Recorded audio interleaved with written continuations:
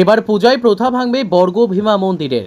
প্রথা ভেঙে মা বর্গভীমাকে জাগিয়ে তোলা হবে ভোররাতে, কারণ ভোররাত থেকে শুরু হবে অষ্টমীর অঞ্জলি। সাত সকালে সন্ধি পুজো, তার জেরেই এই প্রথা ভঙ্গ। পূর্ব মেদিনীপুর জেলার তমলুকের 51 পীঠের অন্যতম পীঠ মা বর্গভীমা মন্দির।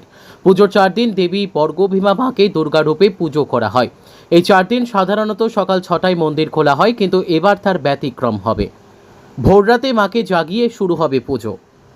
বলতে গতকাল তো শুভ মহালয়া গেছে, পিতৃপক্ষের অবসান ঘটিয়ে দেবীপক্ষ পড়েছে, আজকে শুক্লা প্রতিপদ। তো এবছর পাঁজিতে যে পুজোর যে রীতিনিয়ম বা তার পদ্ধতি যেভাবে দিয়ে গেছে, তাতে দেখা গেছে কি আমাদের যেমন মাকে একটু কি বলা যায়, যেখানে 4টাতে তোলা হতো, 4টাতে বলতে কি 4টাতে মায়ের যে মঙ্গল আরতি হতো, তারপর মাকে জাগিয়ে মায়ের স্নান টান করিয়ে তার সমস্ত ব্যবস্থা দেওয়া হতো বা পুজো পাঠ হতো। এবছর কি হয়েছে না, এবছর সন্ধ্যা আরতি যেমন আমাদের 6টাতে হয়, 6টাতে হবে। 8:30টার মধ্যে মায়ের ভোগরাগের পরেই মাকে বিশ্রাম দেওয়া হবে, ঠিক আছে। এইবারে কি হয়েছে না, যেহেতু রাত্রিকালীন পুজো পড়েছে, তাতে কী করা হবে না, মাকে একটু তাড়াতাড়ি তোলা হবে ঘুম থেকে।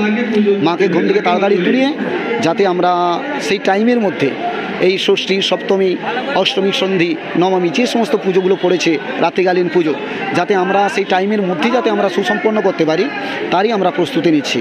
এবং সমস্ত ভক্তকে বলা হয়েছে যাতে যেভাবে ব্রত করেন, যে তিথিতে ষষ্ঠী, সপ্তমী, মহা অষ্টমীতে যে সমস্ত ভক্তরা পুষ্পাঞ্জলি দিতে আসেন, তাদেরকে বলা হয়েছে 4টে, 4:30 কি 5টার মধ্যে আমাদের মন্দিরের পুষ্পাঞ্জলি শুরু হবে।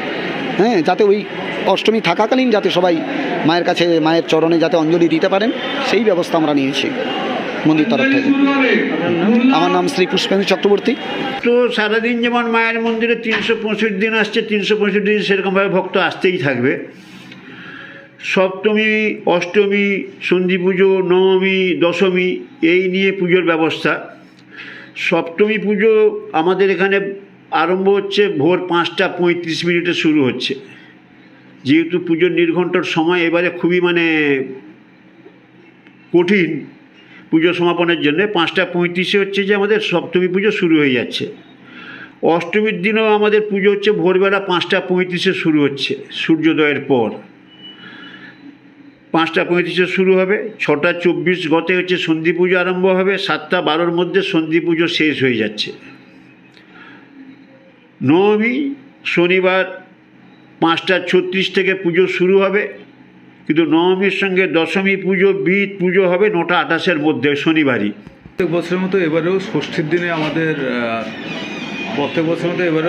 দিনে আমাদের তরবারি যাবে বর্গা মন্দিরে, সেই অনুযায়ী পুজো হবে। কিন্তু এবারে যেটা সমস্যা হচ্ছে, অষ্টমী এবং নবমীর পুজোটা খুব ভোরে পড়ে যাওয়ার ফলে অনেক মানুষের অসুবিধে হবে।